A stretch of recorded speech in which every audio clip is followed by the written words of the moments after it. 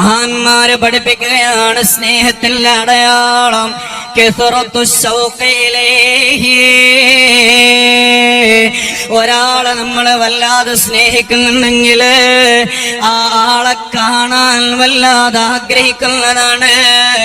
കുല്ലു മുഹിബ്ബിൻ യുഹിബ്ബു ലിഖാ ഹബീബിഹി. ഏതൊരു മുഹിബ്ബും അവന്റെ ഹബീബിനെ കാണാൻ വല്ലാതെ ആഗ്രഹിക്കും കേട്ടോ. ഓ യുവാക്കളെ, ഉമ്മമാരെ, എത്ര കാലമായി നമ്മളെ ദുനിയാവിൽ ജീവിക്കാൻ തുടങ്ങിയിട്ട്, എത്ര രാത്രികളിലായി നമ്മൾ ഉറങ്ങിയിട്ട്.